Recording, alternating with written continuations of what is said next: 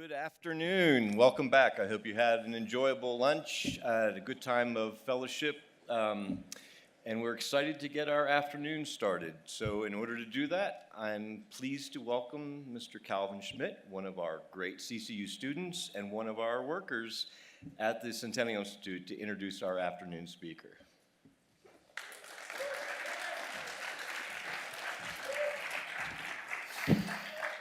Wow, what a beautiful day to be inside. I hope you guys are enjoying this wonderful conference. So many excellent speakers. This afternoon, I have the privilege to introduce Tim Carney, a well-published author and strong advocate for freedom and American liberty. Tim is a senior fellow at the Washington Examiner and a columnist at the Washington Examiner and a fellow at American Enterprise Institute.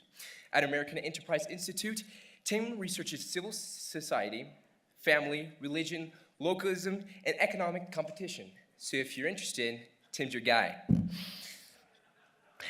He's the author of 4 books, including the Washington Post bestseller Alienated America, and his newest, Family Unfriendly, where he explores how our culture has made parenting harder than it needs to be. As the youngest of 6, I think my parents will love that book. I think his work has been published in The Atlantic, National Review, The New York Times, and The Wall Street Journal, and many, many more. Tim and his wife, Katie, are now raising 6 beautiful children in Northern Virginia. It is a pleasure to have him here to speak at this event. Please welcome Tim Carney. Calvin. Thank you, Calvin. And yes, that means I have abandoned my wife home with 6 kids, so please pray for Katie.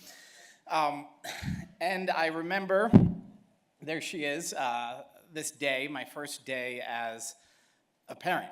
There's certain moments that I remember with absolute clarity, like it was yesterday. Some of them I won't describe for you because I want to encourage the young people here to have children.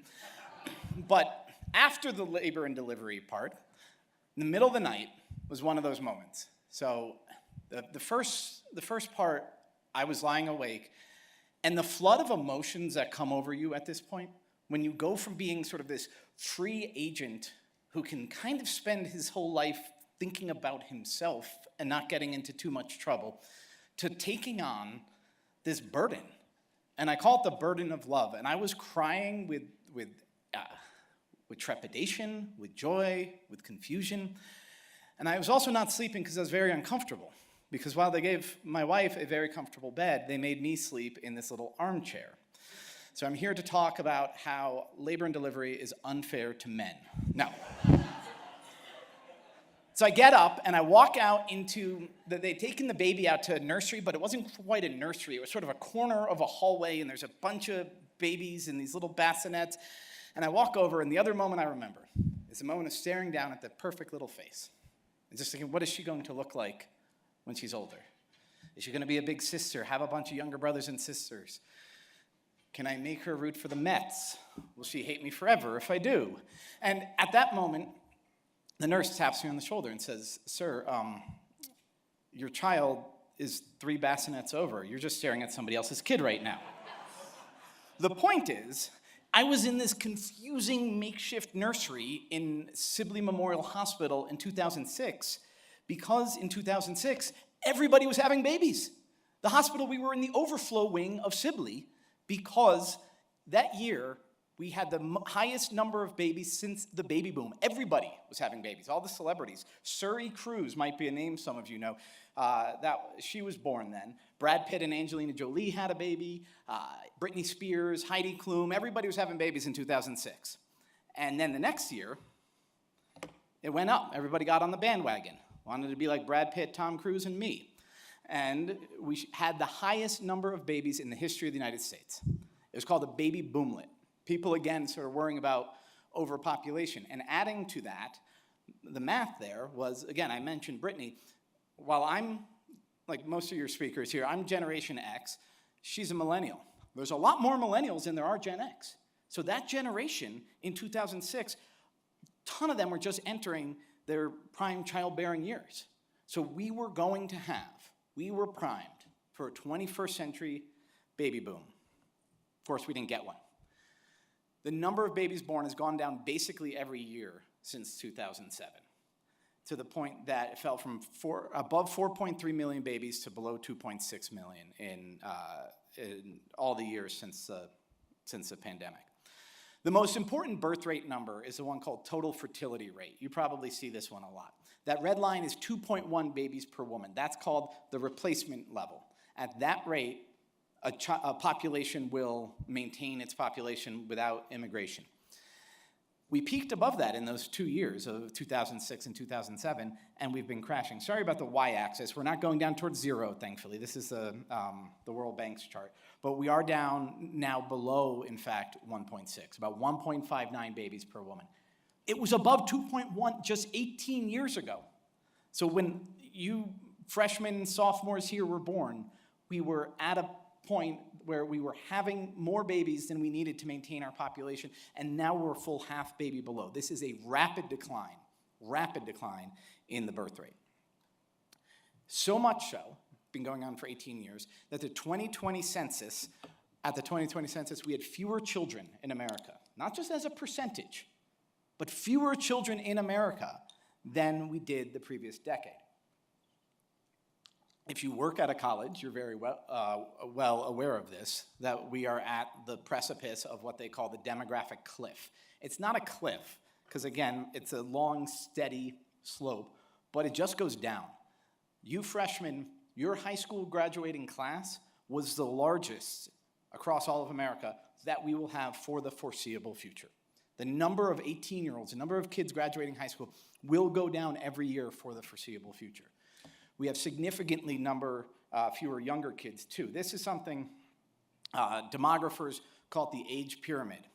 The very top bars are how many people there are over the age 100. The dark blue side is women, the light blue side is men. As you go down, obviously the bars start getting bigger. It's called the age pyramid because historically, every age group is smaller than the one that's just younger than it. Ours is not a pyramid. It's like an age onion. It gets smaller down at the bottom. That's the people under age 10, where it's shrinking. So you start talking about this. Baby bus, why do you care? So this was a pretty polite interlocutor of mine on Twitter, Laura Bassett. She's a feminist writer. She and I have gone back and forth. We follow one another. When I was talking about this a few years back, she said, honest question, Tim, considering that overpopulation is quite literally killing the planet, why does it matter to you that the birth rate is down? Why do you insist on more births? You get this question a lot. Lydia DePillis, now a New York Times reporter. Don't worry about the graphs up there. We will talk about them later. But she was pointing to a study by an economist named Melissa Carney, pronounced the same as mine, but spelled different. And Melissa Carney found that if you go by geographic area, the cost of raising a kid or the amount of student loan debt or those things, they didn't actually predict a greater birth rate. So Lydia DePillis, a greater birth rate decline. So basically showing that the economic explanation was falling short. Lydia DePillis said, well, since the economic explanation doesn't explain declining birth rates, surprise, surprise, younger women might just want more out of life than just children. So creepy old dudes like me who worry about a falling birth rate are just like, what's a Margaret Atwood novel? Handmaid's Tale, or just like Handmaid's Tale people who want to force women to, give up their autonomy and have babies, yada, yada. So that's the question again. Why do you care if other people have babies or not? So I wrote Family Unfriendly in part to talk about that. Number one is the easiest. It's an economic explanation based on the dependency ratio, which is a number of retirees, the number of workers. Number two, despite what it may seem if you just read the pages of the Washington Post and New York Times, women still actually want babies. Number three, and this might be the most important, the baby bust reflects that something is unwell about our culture. It's a symptom of an illness, I argue. And four, I will contend that babies are, in fact, good. So why do we care? Dependency ratio, again, that age onion. We have more Americans in their 60s than under 10. What does that mean? Fast forward 20 years. Life expectancy going longer. We are going to have massively growing number of retirees and a shrinking workforce. already the working age population in the US has flatlined. So the easy thing to think about here is Social Security and Medicare, right? Because we pay money in. It's not, surprise, surprise, where the money you pay in your Social Security goes to your retirement. No. Those of you who have a job today are paying for the retirees of today. So as we have more retirees, fewer workers, the numbers get thrown off. But that's all secondary. That's like the reflections on the shadows on Plato's cave. Because the money going in and out, that's all just a reflection of what really matters, which is actual work, manufacturing, services. As I put it, productive capacity is how we pay for stuff, not with money. The government could just always produce more money. Economist Alan Cole puts it this way: neither private savings nor government pension schemes work. That means you could keep increasing Social Security benefits, but they don't work unless there are enough workers to meet the needs of older Americans. Unless there's somebody to come and fix your your drafty windows and your broken pipes, then all the money in the world doesn't matter. And yes, a lot of the stuff is going to get replaced by artificial intelligence and by robots, and that will be the fate for a lot of the middle class. Is in your nursing home, it will be a robot serving you. That doesn't sound promising to me either. Number two, why to care? Women still want kids. Gallup has asked Americans, what is the ideal number of children to have in a family? The answer was between 3 and 4 until the birth control pill became widely online. And since then, it's been between 2 and 3. But it's actually been going up in recent years. That is 2.7 is what it rounds out to. It's not that people are picking 2.7 children as the ideal, but a few more people pick 3 than pick 2 as the ideal number of children. And to be an interesting point, almost nobody says 0 or 1, or until very recently, almost nobody said that. But that's a question asked of all Americans.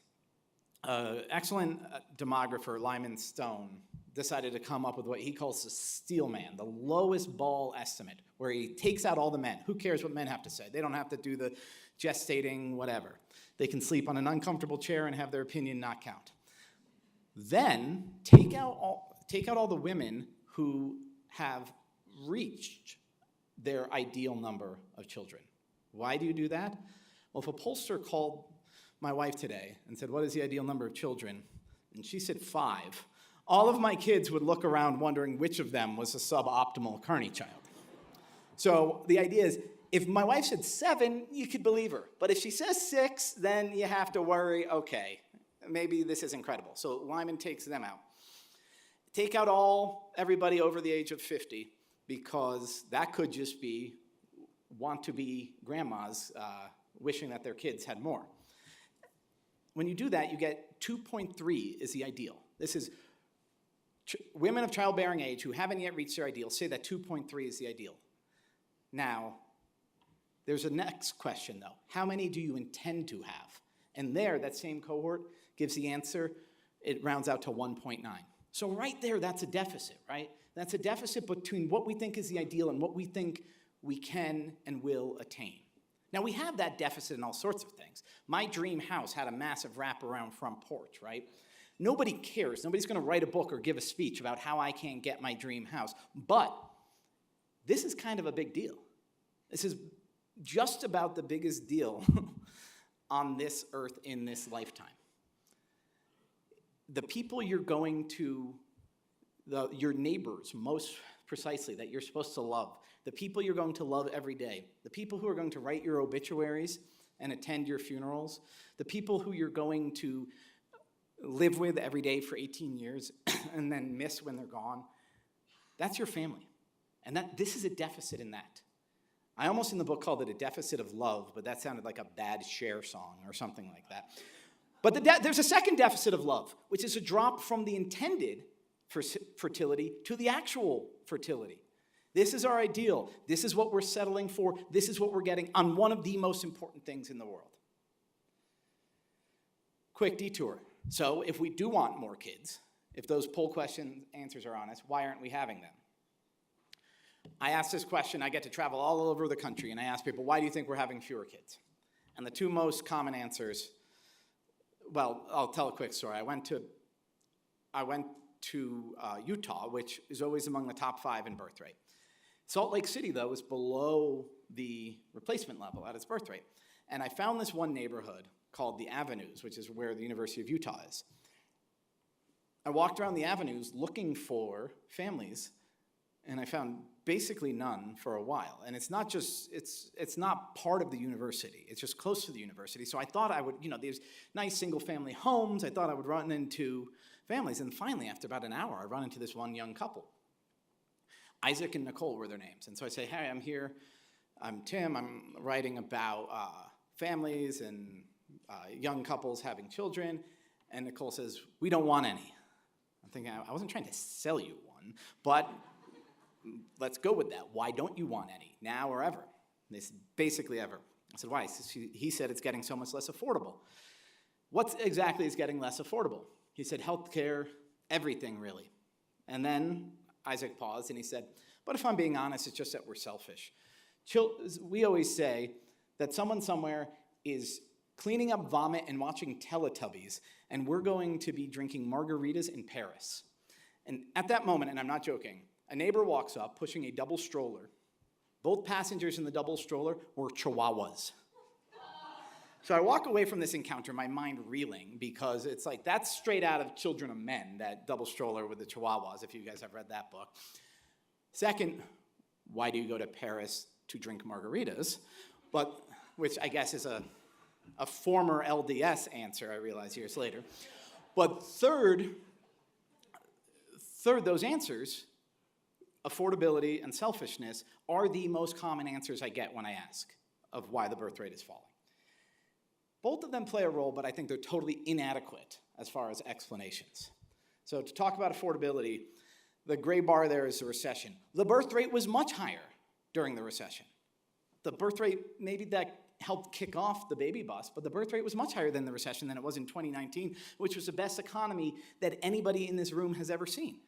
The birth rate was higher during the lockdowns than it is today, which is basically maybe the second best economy anybody in this room has ever seen.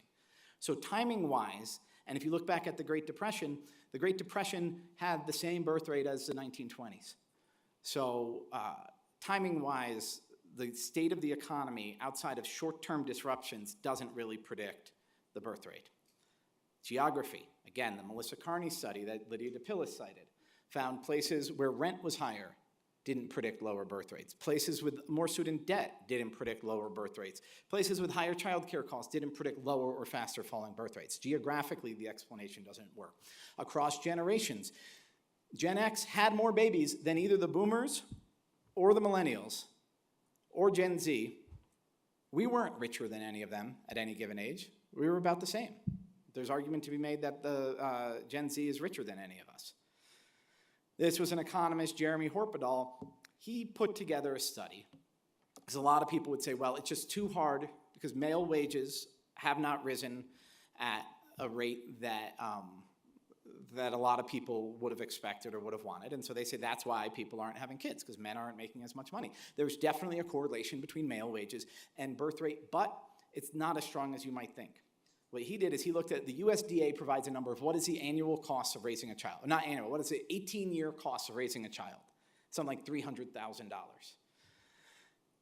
He said, okay, so what is the week? How many weeks does the median American male, the middle-class working guy who might want to be a breadwinner, how many weeks does he have to work to pay for 1 year of raising one child? The number has actually gone down since 2010. It has become more affordable on average across the US to raise a child according to this measure. So all of these things are not to say that affordability doesn't matter. In one very, very important way, it does, but this is only in the last 4 years or so. The cost of owning a home does deter, when it gets too high, too fast, it deters both marriage and having babies. So that matters, but that doesn't explain the 18-year baby bust. Houses were getting more affordable and were flat through most of that. But it does matter if we're going to talk about solutions.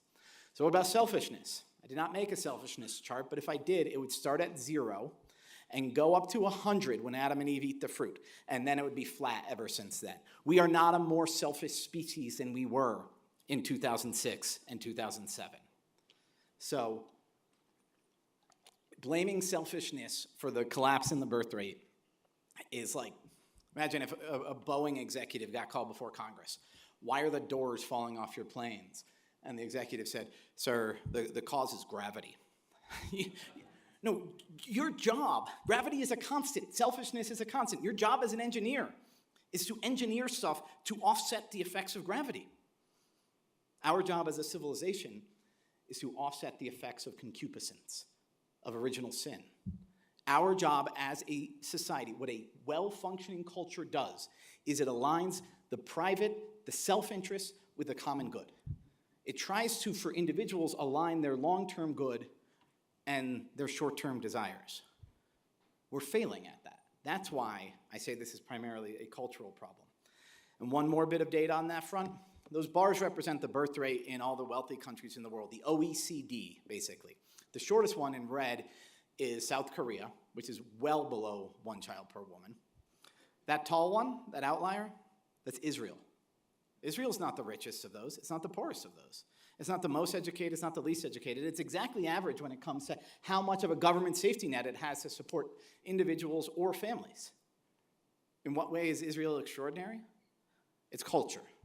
And its culture, as has been suggested earlier, as Russell Kirk used to write, the culture comes from the cult. The culture is related to the faith and the religion.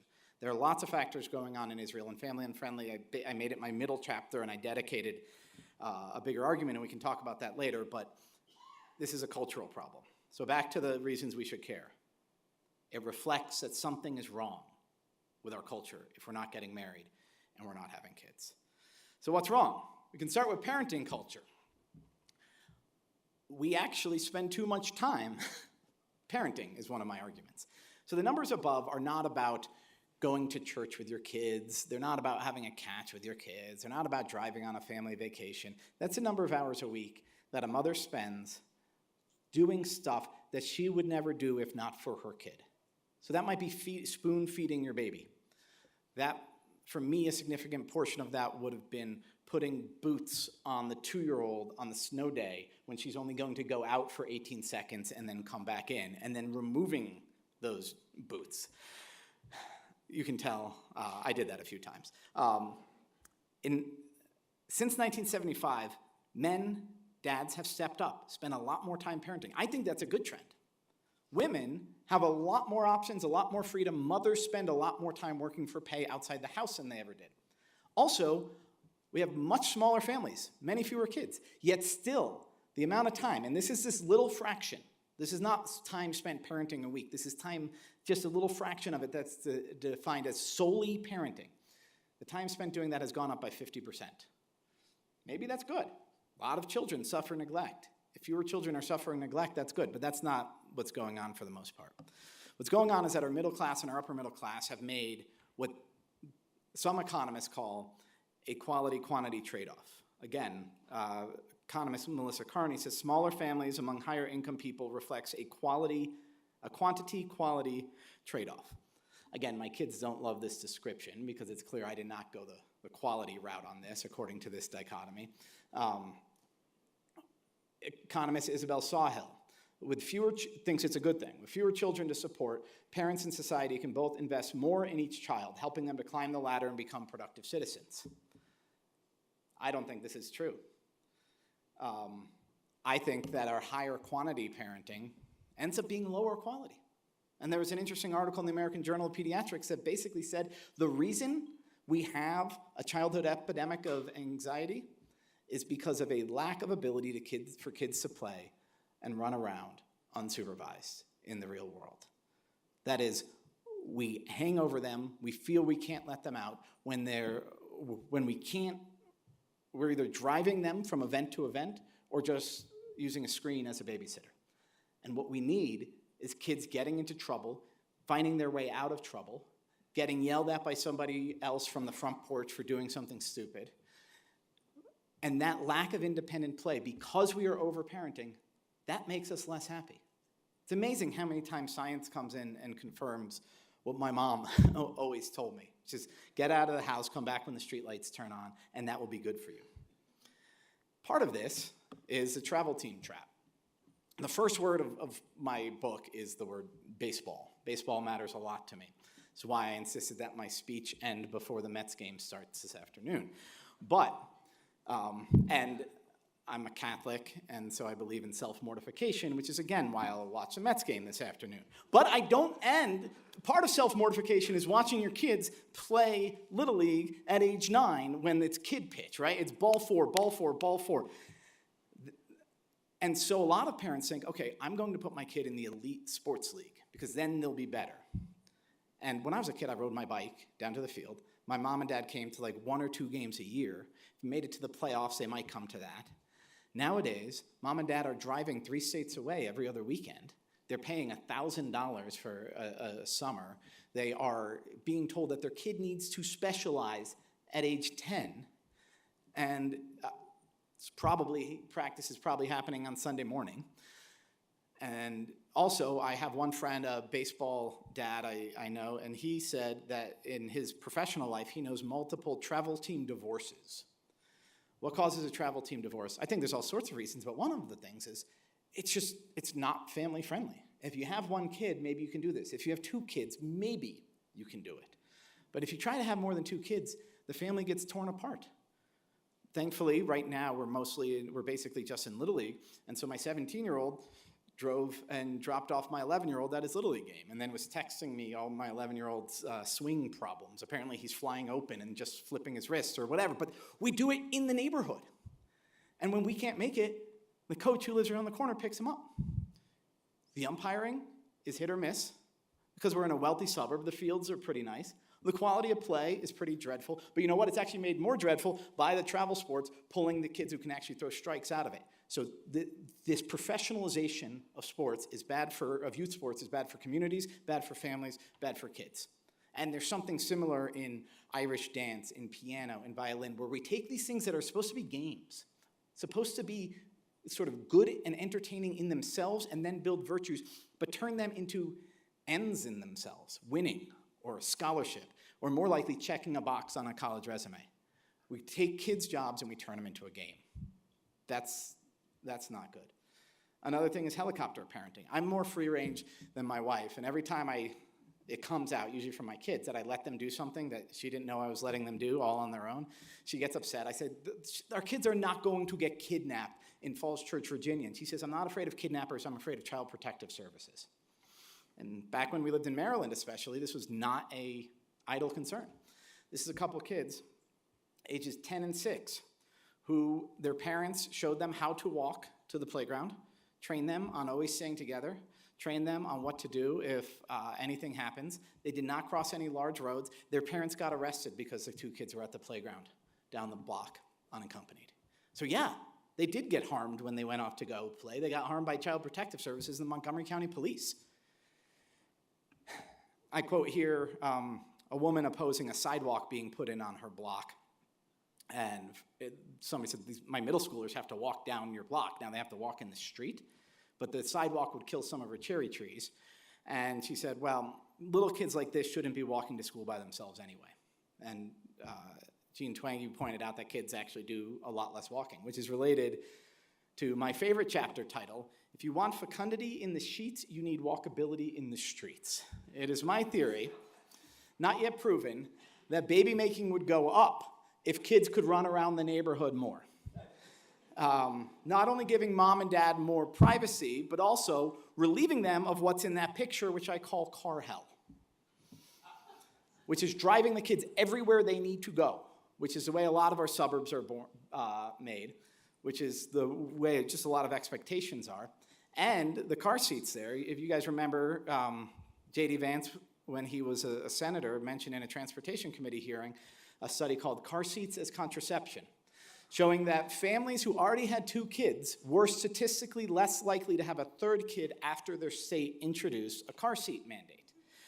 And those car seats, that's what you call, the middle kid there is what you call a 5-point harness, right? 2 points over the shoulders, 2 points over the legs. The 5th point is down underneath. So if you're driving to like the store and then to grandma's house and then home, multiple times you are buckling and unbuckling and rebuckling and re-unbuckling. And to reach down and grab that 5th point buckle thing. You're digging your hands into like a slurry of like chewed up goldfish crackers and butt sweat and who knows what, like a French fry. You're like, I haven't been to McDonald's in 4 weeks. And nobody likes this. It makes life, it's a contraceptive again. Another cultural problem besides parenting culture is the dating culture. I won't go into too much depth on this because we had 2 previous speakers address this very well, but I'll just talk again about the anthropology of the apps. So first of all, the apps provide what I call double secret consent. And some of you had an experience in like 2nd grade where you're like, does Susie like me? And you pass it to someone who passes it to Susie's friend who passes it to Susie, and like, it's a way of trying to feel somebody out when you don't have any sort of interpersonal skills or the courage to go up and make an advance. And that's sort of normal for a 2nd grade boy. And these apps sort of algorithmize that note, where you get approval to even talk to the girl before you even try to talk to her. It's all nice and clean. Like whoever designed it was basically trying to get over that fact. Like, maybe that girl I didn't talk to liked me, and if I had asked her, she would have talked to me. Or if I had known that girl didn't like me, I wouldn't have tried. All of that gets turned automatic. That's the point of the app. So what does this do? This makes us think that it's inappropriate to do any romantic advance, any interest, any flirtation has to happen in like the flirting zone. There was one guy I quote in my book, Simon, in his 20s. He said there was this girl on his volleyball team that he really liked, and he decided, though, that it would be inappropriate to ask somebody out via the volleyball team. Even boorish was the word that he used. Because it was for the young people here, if you are on a co-ed volleyball team, the point of the co-ed volleyball team is to meet people of the opposite sex. It is not the volleyball. But this gets lost, and our idea of dating gets messed up.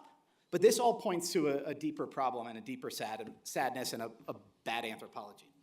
Louise Perry is an excellent feminist writer. She says, today's sexual culture prefers to understand people as freewheeling, atomized individuals, all looking out for number one and all up for a good time. I don't think this is all downstream from the dating apps, but I think it's all related. And that atomized individuals, that coming together for a romantic or sexual encounter is like coming together for anything, for a commercial encounter, for something you would do on some other app, ride sharing or anything like that. That's all that dating is. That we're engaging in it with full consent as a transaction. And that without all the baggage and overhang is gonna make things better. Stephanie Murray, excellent parenting writer, points out how the sexual revolution, and frankly, the birth control pill, helped lead us here. Children are a personal choice now, rather than kind of the thing that just happens with adults. Children are a personal choice, and therefore a personal problem, many seem to believe. Have as many as you want, just make sure they don't bother the rest of us. Again, autonomy, everything's a choice, everything's planned. This is a Republican politician opposing a family tax credit, frankly says the same thing. People decide to have families and become parents. The cost is something they need to consider when they make that choice. I've never really felt it was society's responsibility to take care of other people's children. But it is society's responsibility to help parents raise their children. To take care of other people's children? No, it's the parents are the primary educators or primary caregivers. But it is actually our responsibility to help other parents raise their children, whether it's coaching a little league, helping out in public, just smiling and a look of sympathy to the mom in the grocery store, the dad at the playground who's dealing with a difficult kid, whether it's just pretending you're not bothered by it or helping out. In all of these ways, we do have an obligation to help people take care of their children. This is who we are. We are familial creatures. We are communal creatures. And something about parenting, becoming a parent, having kids, turning into this individual choice helped us forget that. More freedom, more privacy, more space, less connection, less constraint. That's the modern state, and it's not a happy one. I almost made Miley Cyrus the bad guy in my book, but I just go with this one quote, her explaining why millennials won't have kids. We're getting handed a piece of crap planet, and I refuse to hand it down to my child. Until I feel like my kid would live on an earth with fish in the water, I'm not bringing in another person to deal with that. So again, this darkness. Now, the darkness is confusing, but it's persistent. This was when I was a kid in the New York Times. It was an op-ed. Overpopulation was taken for a given, and the question was, should we be teaching young kids about it? And the author says, yes. No problem facing the Earth looms larger than the growth of the reproductive rate of the human species. Virtually all human suffering can be contributed to the crushing effect of a population that is too numerous for our planet. And that, the author was saying, needs to get pounded into head of elementary school-age kids. The illustration you can see is a bunch of bunny rabbits eating the earth, which is a head of lettuce. Get it? Because we're breeding like rabbits and thus destroying the earth. The author, who was saying we need to teach this to kids, was a principal of a public elementary school in New Milford, Connecticut, the John Pettibone School. The John Pettibone School closed in 2014 due to low and falling enrollment. When I visited New Milford's John Pettibone Community Center, they were having gentle adult yoga, and part of the playground had been turned into a dog park. So congratulations, Principal Burley, your mission is accomplished. But that dark view, overpopulation, is quite literally killing the planet. Americans, for the first time, think the world will be worse 10 years from now. That's never been the case in polling. Ezra Klein is a liberal writer who's written a lot about climate change and the harms that it does, and he felt the need to write a piece where he interviewed climate scientists who said, actually, I am going to have children. And he said, why? Like, isn't climate change going to make things worse? And he said, yeah, but come on. Anybody in a wealthy country, we're going to adapt. Other things are getting better. The climate's getting a little worse. Life is not going to be worse 30 years from now on these material ways than it is today. So why do so many young people say, oh, well, I'm fearful of the future. There's not going to be fish in the water. Ezra Klein says, I think that fear is a guilt that's masquerading as a fear. We feel guilty about what we've done to the planet and to the people in the poorer countries. I think even that climate guilt is itself. It's not a masquerade, but it's a totem. It's a totem of a deeper guilt. Miley says, we don't want to reproduce because we know the earth can't handle it. Handle what? It. It is a baby. It is us. It is me. We believe the earth can't handle us. We believe we are bad for the world. We do not think we are good. That is a deeper guilt, and it's not about climate. It's not about anything else. It's an anthropology. I got to talk to this woman, Amanda, married woman, good marriage, she says, great job. I asked her, I was on her trivia team once, and I said, do you want kids? She's like, no. She found out I had kids. She said, oh, that has 6 kids. She says, that sounds horrible. She kept talking about kids and litter and dirty diapers. The filth was the theme when she thought about kids. And I said, well, what do you think about just people in general? Do I think we're good? No. I think we're the cancer of the earth. I think that that's a common mindset.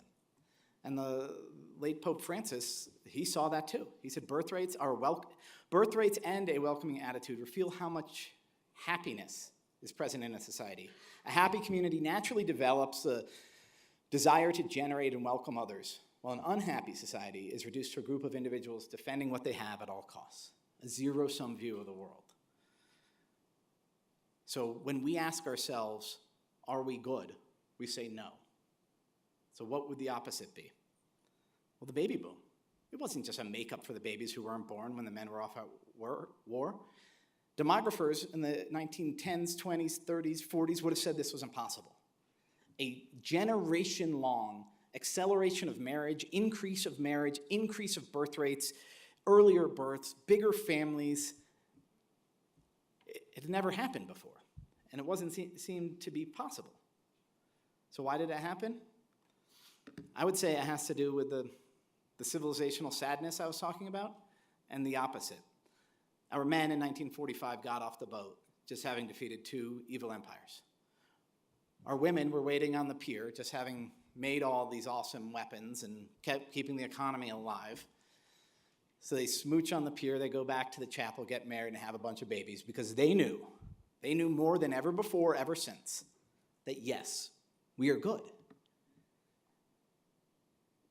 Germany, Japan, and Italy didn't really have a baby boom. In fact, they're the ones who got me on this story when I saw a story 15 years ago that they were leading the country, leading the planet in birth rate decline. Because when a German in 1975 asked himself, are we good, he couldn't say yes. Perversely, that mindset now applies in Park Slope, now applies in Denver. People, when they ask themselves, are we good, in a world without God, where we see our flaws, can't say yes. Now, for economists, I make the argument that, in fact, we are good. And I make an economic argument. It's a bit of a joke, but it's also true. Human suffering, the red part there is humans who live in absolute poverty. The number has been going down for a while. The percentage has been going down forever. Human life in material ways has been getting better. Who's been making it better? Is it space aliens? Is it artificial intelligence? No. Is it lizard people? No. It's humans. So I use the economic term, the expected value of each human is positive, which is to say some people, like New York Yankees, make the world worse. Most people, though, make the world better, and on the net, human life becomes better because of other people.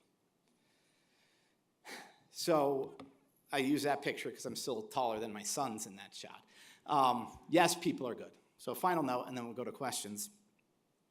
I'm a Catholic, I mentioned. When Lucy was born almost 19 years ago, it was right before Advent. Advent is it's a time when being a Catholic, you're definitely countercultural, right? In the rest of the world, in the secular world, it's Christmas season, right? It's already celebration. You're buying stuff. There's bells. There's bright lights. That's when all the Christmas parties are. And then we show up to church, and there's purple banners, and there's something somber about it. It's a season of penitence. And so I went to the Vigil Mass. So it's Saturday night. It's dark in the old church in my parish. And it's pitch black, and it's purple, and I got there early. And the penitence of Advent and the hope of Advent had always seemed like different things to me. This is hopeful. We're looking forward to the birth of our Savior. Why are we being penitent?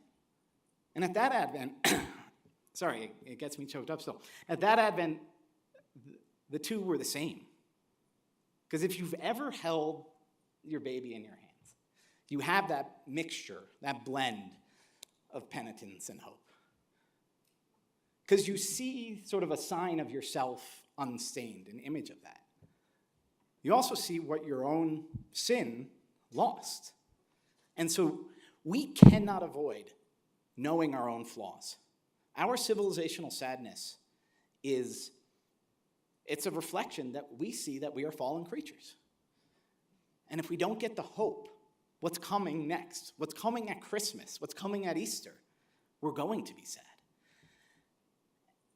Now, the beginning of the book is how raising kids should be easier, but to the college kids here, if you do choose to do this, it will be the hardest thing you ever do.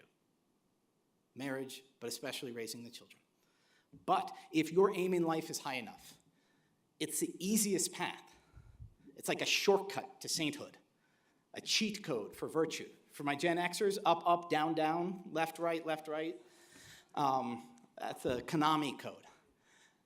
One way I always put is, the Bible tells us to feed the hungry and clothe the naked. I wake up every morning and there are hungry, naked people in my house. They're just right there.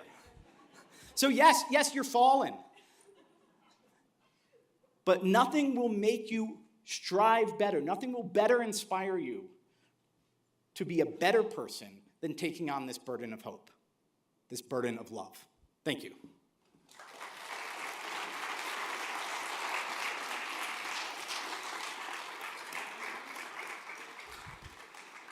Again, there are mics. Shoot up your hands if you have questions or arguments. Yes, second row. Sorry.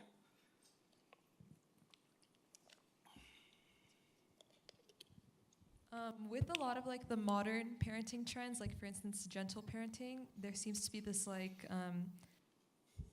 on parents to like validate every emotion and walk their child through every emotion. So do you at all think that ties into what you were saying earlier about how parents like think they need to invest more in their children than they actually do? Do you have any relation? Do you think that has any relation to that? Yeah, I think that having to be on every moment, on every action, thinking like a therapist is much more exhausting. And it often involves, even though it's accidental, a surrender of parental authority. This was the most surprising thing, and I barely included this in my book, but I did. Guys who said, well, these days you're not really even allowed to raise your kids. And I think what they meant was, public schools and the media and all this sort of teach your kids something other than you would think, than you would teach them, but also like that discipline and correction isn't allowed. It is. You see a bunch of gentle parents everywhere, you don't have to do it that way. But it makes it much more just emotionally exhausting to try to be the therapist at every moment. And I think that one of the things I always say is, again, I told my priest once what the parish needed to do. He said, what do the people in this room need? And I said, we need a place to bring our kids and ignore them while they're safe and run around and we get to hang out with other adults. So I called it detachment parenting. It gets me in trouble because attachment parenting is a thing a lot of my friends like to do. But at some point, just letting them go, always being there for them, always giving them a line of communication for when they need, not a therapist, but your ear, your wisdom, and that sort of thing, but not needing to always walk them through this and laying down boundaries and all of that. You'll see a lot of big families are at once more chaotic than any other family because the parents will give up on things that they realize don't matter, but in some ways more orderly than other families. I taught my kids to hold the door open for one another just because I didn't want the door slamming on all of them and them tripping. I realized holding a door is something, the first one to the door holds it for everybody else. Are they always well dressed? If I have anything to do with it, probably not. So that trade-off of you have to have more order, but you have to allow the right chaos, I think that doesn't blend as well with the gentle parenting. So yes, sir. Get to hold it this time. I'm back. Do you support President Trump's proposal to provide a financial incentive to have more children? So the question is, do I support the proposal to have a financial incentive to have more children? When you write a book like this, you want to have a big splashy conclusion. And I was hoping I was going to either come down with quintuple the child tax credit or abolish it. And I came down after all my research on increase it a little bit. And I'll tell you why increase it a little bit, not a lot, but why it actually matters. So first of all, on the financial front, I will say again, increasing families' incomes will have a slight uptick on the birth rate. A lot of money will drive the birth rate up a tiny little bit. Making homes more affordable, and I do not want to subsidize home buyers, we tried that caused a financial crisis. Making homes more affordable by building more of it, I think would do more. But as a fairness measure, so part of the problem, this whole conference, and I keep just thinking about our anthropology, how we understand things. When people, right now, our tax code kind of sees having children as a consumption choice. A family, before they just raised the tax credit, a family of 5 paid more in taxes on the same income than would 5, bachelors living in a house with the same exact income. Why? Because the bachelors all get the deduction. They all get, the brackets set in certain ways. So a larger child tax credit basically just acknowledges that I am one income paying for 8 people. And the child tax credit is right now not even as large, adjusted for inflation, as it was when the first Trump tax cut passed in 2018. So I would increase that. And then a baby bonus, which is a check that comes upon the birth of the child. I also support that because you don't get the child tax credit until April the year after your baby's born. So that could be 16 months later. So basically a child tax credit that starts with a check at birth is about $2,600 a year and is adjusted for inflation, is a basic fairness measure to make sure that a family of 5 isn't paying more than a household of 5 individuals. The problem with going super big with these payments is it runs the risk of politicizing things. So I visited Hungary, and some of the, Viktor Orban is not popular with people under the age of 30 in Hungary. And so women under the age of 30 think, they see this guy telling them, you should have kids, and we're paying the people who are having kids. And they see it as the government supporting their more religious supporters and harming them and telling them what to do. And they say, well, if Orban's telling me to have kids, I'm not going to. It's just like right now, the pregnant women who are having Tylenol because Trump told them not to take Tylenol. They're not even in pain, and they're doing it just as an act of rebellion, right? So if a too heavy-handed family policy runs the risk of politicizing this. And I work with so many liberals in Washington who just are begging me to try to make sure that we don't close the door. They're trying to get their friends. Okay, you know what, actually marriage and family are good. Well, they're good for some people. No, it's good for society. Trust me, believe me. I want to make sure we don't politicize this fight. And too much of a heavy government hand could do that. Yes, back there. Oh, sorry. Yes. Grandparents are one of the most important things. You want pronatal policy, subsidize like granny flats attached to the single family homes. One of the biggest predictors, somebody who has a child, one of the biggest predictors of whether they have another child is whether they get help from mom and dad in raising that first child. You could give them free daycare across the street, and that doesn't drive up the likelihood of getting a second. You give them mom as daycare, and that does. Even mother-in-law as daycare drives up the birth rate. One of the reasons Israel is so high is because everybody lives within 20 minutes of their mom. And the joke is that it's all the old Jewish grandmas are guilting their kids into having more, but they're not just guilting them. They're coming over, they're doing the cooking, they're helping out. One of the arguments I've heard, I haven't seen statistical evidence, is that millennials have fewer kids because the boomers are too selfish to help out. I don't like that sort of generational argument. Maybe if Jean is around, we can ask her that later. But the bottom line is, and when people talk about institutional child care and all this, it's incredibly valuable, especially for single moms without family nearby, to have that sort of thing.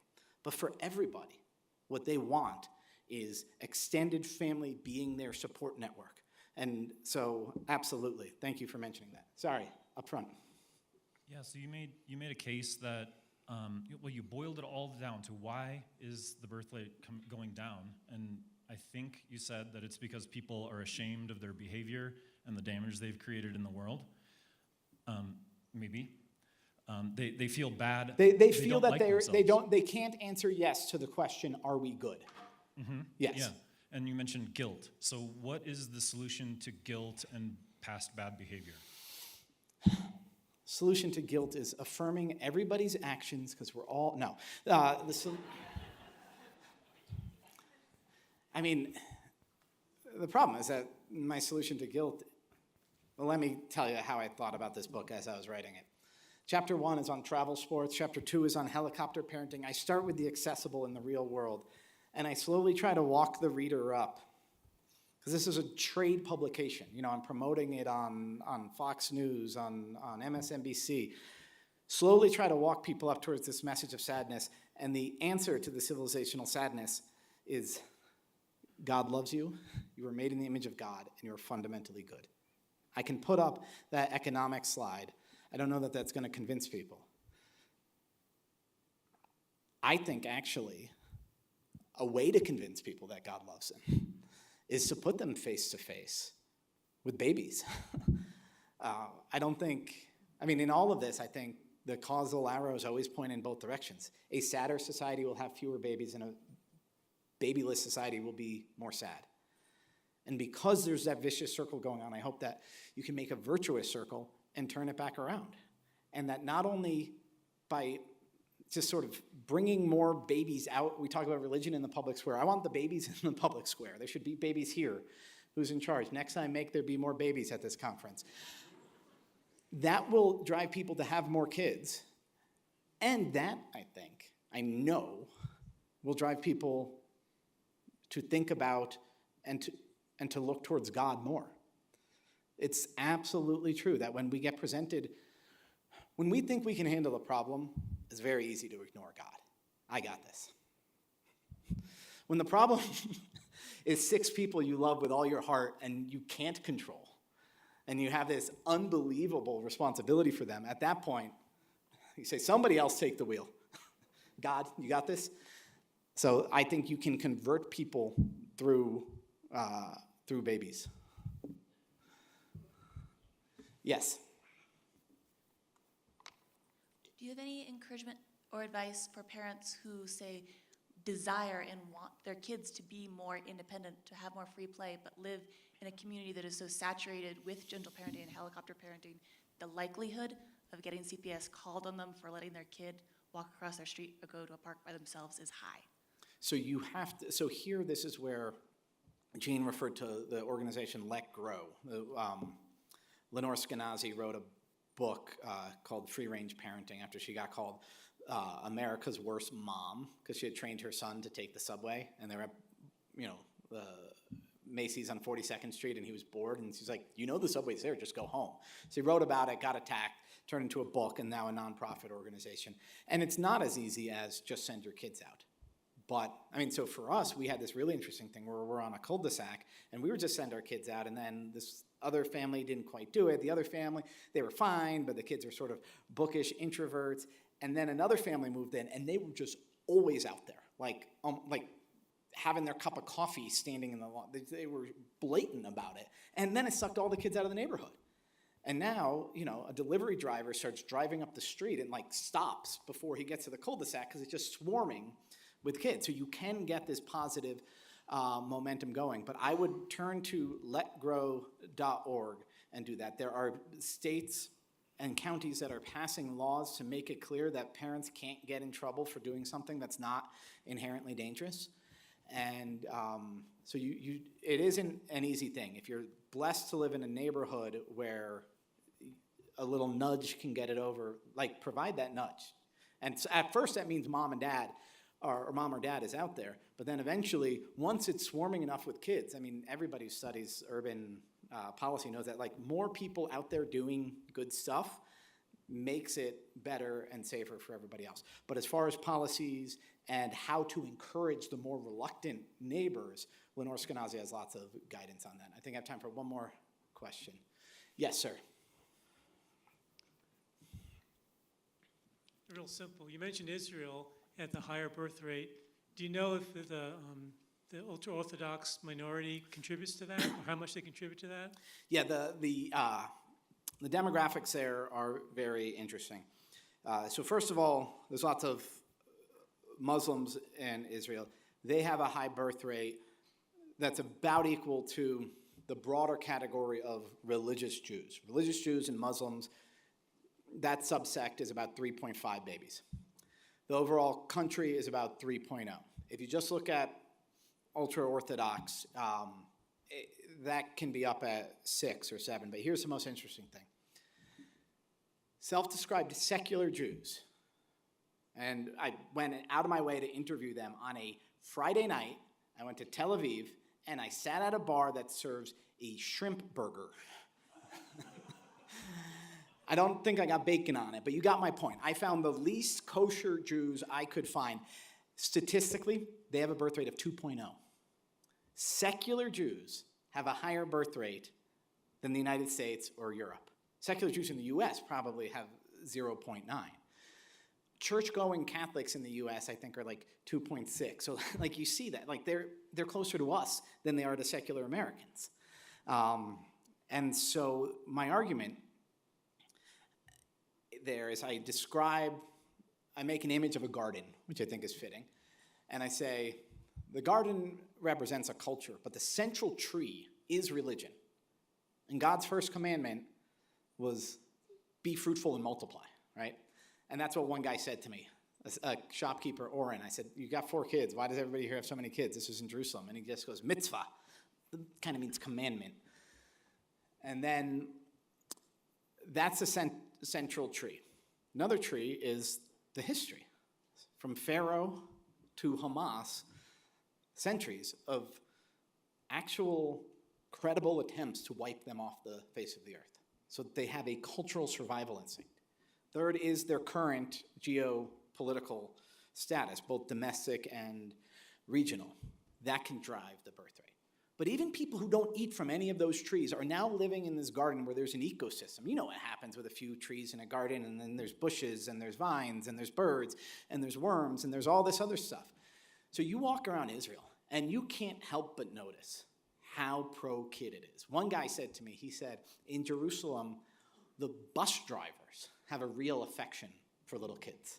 These bus drivers, some of them are dads, some of them want to be dads, some of them are grandpas, and they see a 6-year-old who walks to the bus stop and is going to get on with her big backpack to go to school, and they can't help but smile. And if you build a housing development there, there's not a regulation, but you're going to build like a kindergarten and a fenced-in playground and all of that stuff because of primarily the religion, but the other cultural things. They've built a society that says, yes, send us your kids. Let the little ones come to me. Thank you, everybody.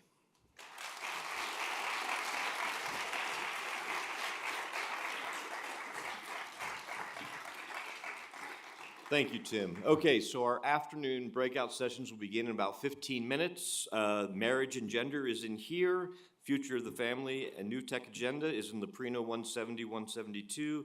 And the value of work and shared practices in the digital world is in the Prino 106. You'll have a nice long break after that. Maybe get a nap if you can for a few minutes, and then we'll come back here at 7 p.m. for our final panel. So enjoy your afternoons.